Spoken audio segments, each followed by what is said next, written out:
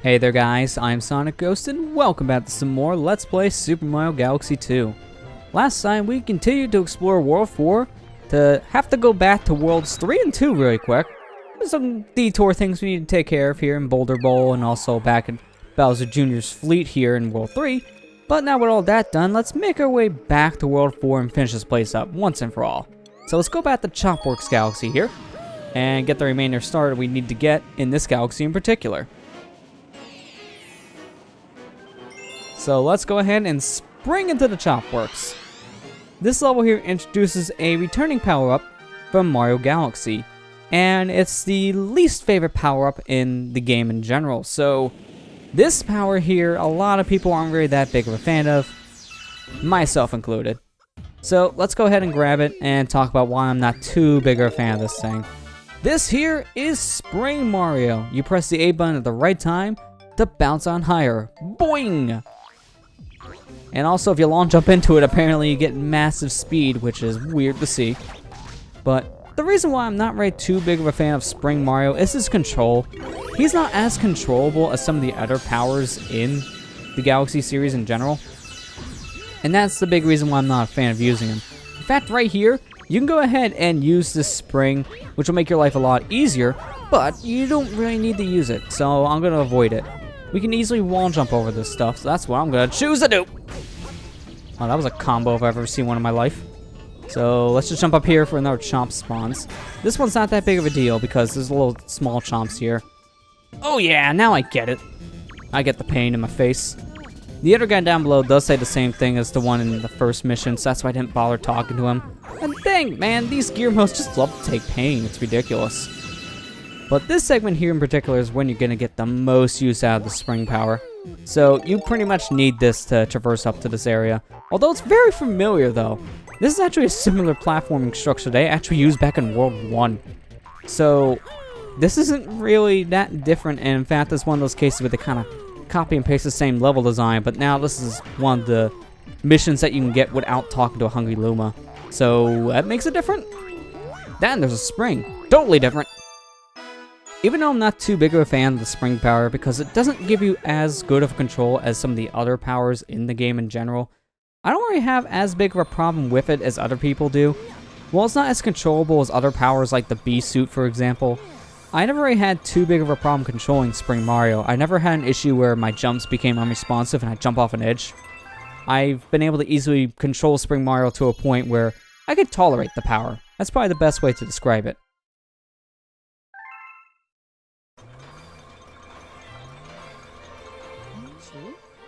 Wait. This is a spring, huh? So you wear that?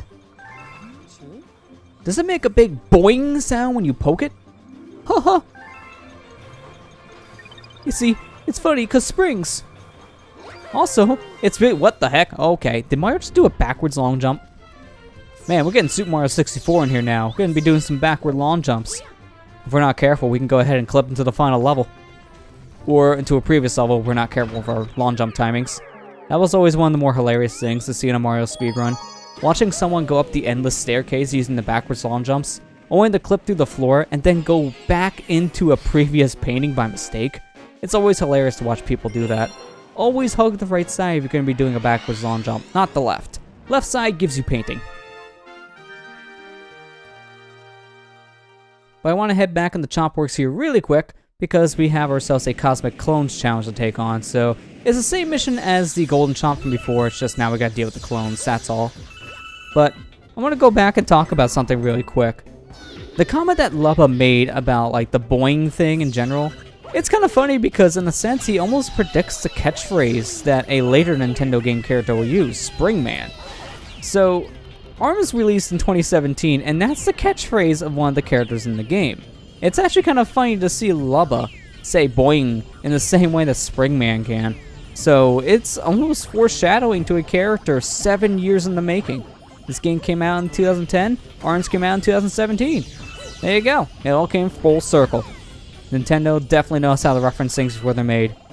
Either that or just a huge coincidence, or I'm just taking too much into this. Who knows? But this segment here in particular, just gotta be very careful of and activate these cosmic clones in the right timing, because if I'm not careful, I can easily get these things in a really bad spot and take some damage when I'm trying to actually activate a switch, which will waste so much time. So, just run around a bunch of circles in this level. That's the easiest way to avoid a lot of these cosmic clones. I'm also glad, though, that this golden chomp does give us a regular power star. I'm so glad this is not one of those translucent golden chomp stars. It's a real one. It's not a cheap imitation. But there we go. That's Chomp Wars taken care of, so there's only one more thing left for us to do here in World 4, and then this world's complete. For now, that is. We still have some other comments that need to appear, but we'll take care of those when they show up. For now, let's go ahead and take the fight to Bowser. So we need 40 stars to continue. I think we got more than enough stars to continue, so let's go ahead and activate this and make the path to Bowser's lair. So our second Bowser level here is Bowser's Gravity Gauntlet. So now we're actually going to one of Bowser's fortresses, so this one's going to be pretty interesting. Going to a Bowser castle is always fun in a Mario game, so let's break into it, shall we? And this fortress is actually pretty interesting to see, because as you can tell here from the screenshots going in, the castle itself is like half finished. That's probably not the best thing to live in if that was actually where Bowser would be staying. This is just one of his side castles, you know, one of the ones he'll maybe go to once every couple months. So it's not really that important for him, I guess, to have it finished. Although the interior decorating is going to be a chore to do. You got to make it look perfect, because anyone can look inside. It's like owning a glass house, which is not one of the smartest things to actually own. And in this case, Bowser's going a step further. It's a glass house without glass. Let's just go ahead and continue on here and actually make our way into the castle itself. Grab the checkpoint, and luckily our common medal is just like right here. Very easy to see, and very hard to miss. I also love my jump time in there. I choose the best time in the jump. Alright, let's just wait until the fireball is gone, and jump when it spawns. That's definitely the right timing. I swear, that's just my luck with this level in general. I always choose the wrong time to jump with the fire. So, not surprised to see that happen to me here. Oh, that's some close fire. Also, this is some great old Mario logic. How does fire work underwater? Because it's a Mario game, that's how. There's no reason for it, it just kind of exists. But to be fair, this happens in almost every single Mario game you can really think of. I mean, other Mario games, you can shoot fireballs out of your hands with no problems, so yeah, try to explain that, right? How did I not hit the Cheep Cheep? I'm actually surprised my spin just completely missed his head. That's a little weird. Let's get this extra life, because it's literally right here. There's no reason not to get that one. And in fact, this next life is even easier to get. It's actually preferred for me to get that life because it avoids the womp. So I kind of want to get it just to not take damage. Interesting fact, though, is no matter how much health you have, you will get crushed and die immediately. We've already seen that happen once before in this playthrough, so I kind of want to avoid those womps as much as I can, just because I don't want to get crushed. They're not hard to kill, I just don't want to get hit, that's all. Alright, so let's go ahead and take the launch star out of here. And here we are, we're at the end. I don't really mind doing a damage boost to get out of that segment, though, to be honest. It actually speeds things up. So, I'll actually intentionally take damage there just to get things moving. It's a lot easier just to get through that if I just take a hit. So, right here, let's grab ourselves a life shroom. And this Luma here is actually very nice. If you talk to him, he actually says he's the one who put these meteors in place for us to open up Bowser's door. How nice of him. But now with the door open, let's go and confront Bowser once again.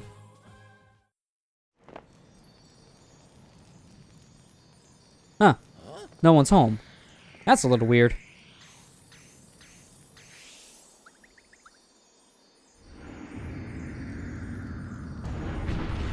Oh, there's Bowser. Just a little late to the party, that's all. What? It's you. Well, I expect as much from my arch nemesis. Your time is up, Mario. Now it's smushin' time. And time for my huge fist to meet your puny face.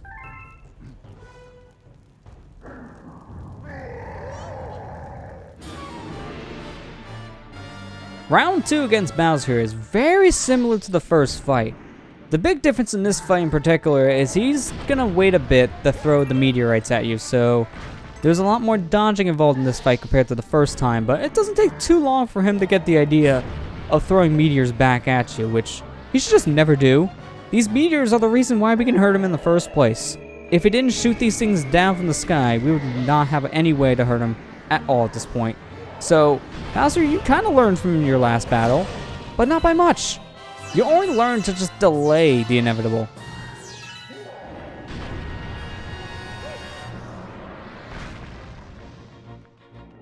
So at this point, it's just the usual with Bowser here.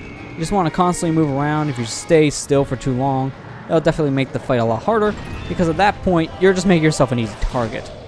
But there we go. That's the second hit in, so now we're halfway through the fight. And at this point, he gets even more upset. So now his fire starts coming into play. So he's going to rain down the meteors and then immediately follow up with his fire breath. Though, again, don't want to stay still for too long here because you're just a sitting target if you're doing that. So let's just constantly move around. Now let's get his fist to land right about here. So let's go ahead and smack this into his face. That was a nice shot. Right into the earlobe. That must have hurt. Grab some extra star bits while we wait. Get the 2 meteors to fall. And jump over the shockwaves. This fight you're going to be seeing a lot more shockwaves, to be honest. Which aren't really that hard to dodge. It's just that if you're not paying attention, you probably get clipped by one of the shockwaves coming out from either Bowser's fists or the meteors. Let's just go ahead and hit him in the head. And there you go. That's the fight. Just like the first time we fought him. It's not really too hard. Just keep on moving and you'll be fine.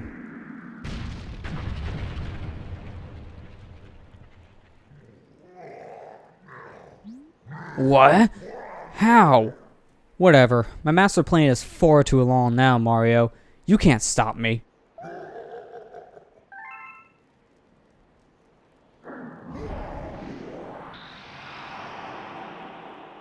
So, just like the first time we fought him, this wasn't the last time we can actually fight Bowser. He retreats once more, but he leaves behind his Grand Star.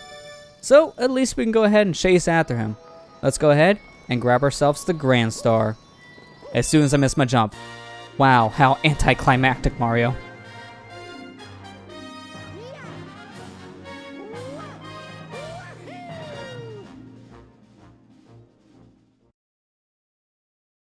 So that's another world down and another Grand Star collected. We're getting one step closer to taking on Bowser for our final time and beating the game. So we're doing pretty good so far if you do ask me. Got a lot of stars in our collection.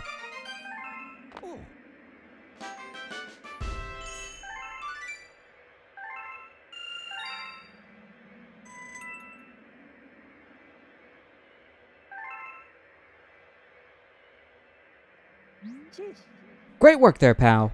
You did it. You found the 4th Grand Star. You fought that monster again? You look a bit more banged up than last time. He's getting stronger, eh? We need to stop Bowser before he gets any more powerful.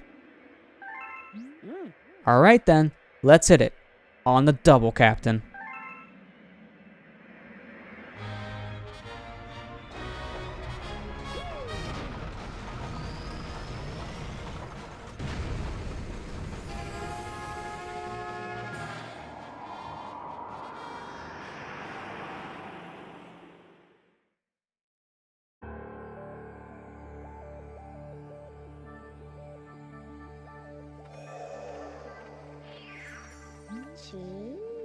This place, it looks like it might be pretty well protected. I betcha we're moving in right on the enemy's home base. What do you say we dropped in unannounced? Maybe the baddies will have some snacks for us when we show up. Alright, it's all you, Captain. If only the bad guys would actually be ready for us with some nice snacks. You know that's not going to be true, Lubba. But with that said, let's go ahead and actually go back to Starship Mario because I'm going to go ahead and call the episode here. So, with us looking at all the different galaxies, I mean, look at all these. There are so many galaxies out there. I wonder if our galaxy is in one of these giant galaxies in general. There's so many solar systems. But now with that all said, I'm going to go ahead and end the episode on that note.